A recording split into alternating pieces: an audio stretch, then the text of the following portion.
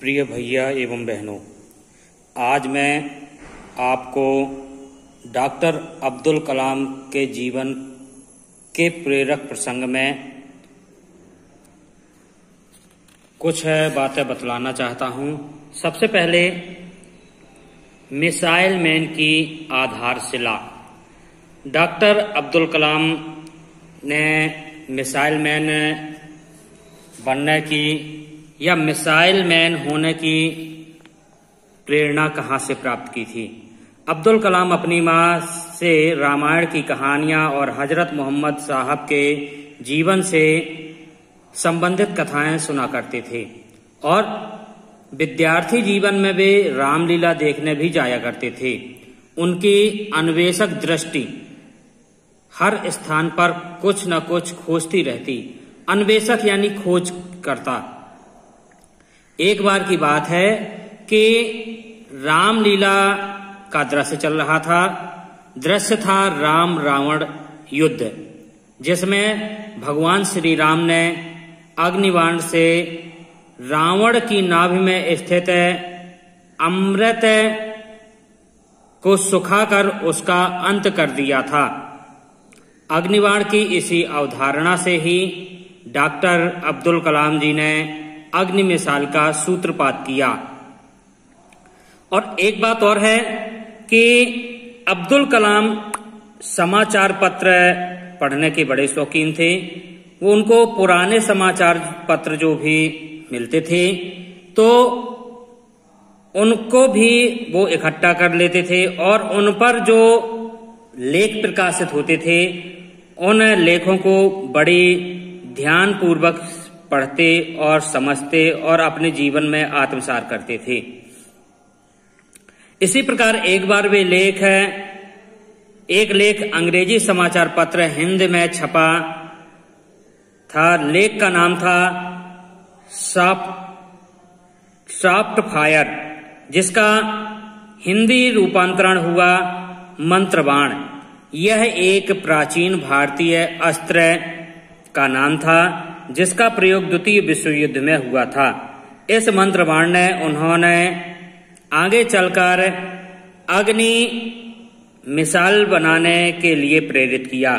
तो इसी मंत्रबाण से प्रेरित होकर उन्होंने अग्नि मिसाल का निर्माण किया।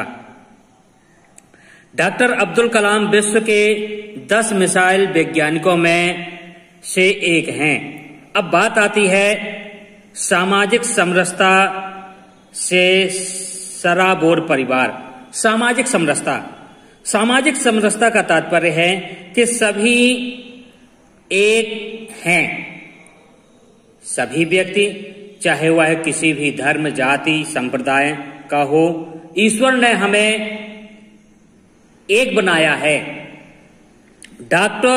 डॉक्टर अब्दुल कलाम का पूरा परिवार सामाजिक समरसता से सरोबोर था। उनका परिवार हिंदू मान्यताओं के प्रति श्रद्धालु रहा है। हिंदू मान्यताओं के प्रति श्रद्धालु अर्थात हिंदू धर्म को मानने वाले।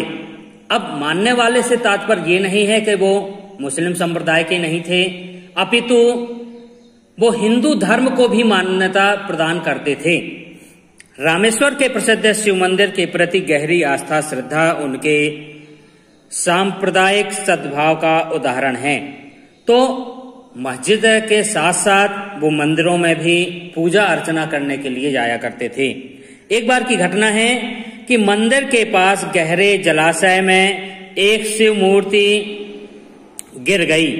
तब प्रश्न उठा कि गहरे जलाशय से शिव की मूर्ति कैसे निकाली जाए। इतनी गहराई से मूर्ति को बाहर कौन निकाल सकेगा।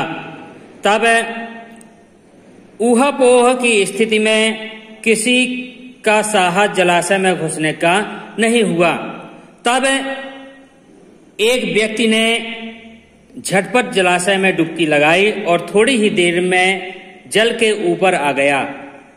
उसके दोनों हाथों में शिव मूर्ति थी। वह व्यक्ति अब्दुल कलाम के परिवार का सदस्य था। रामेश्वर में प्रतिवर्ष आयोजित श्री सीताराम विवाह समारोह में इनके परिवार की भूमिका महत्वपूर्ण होती थी।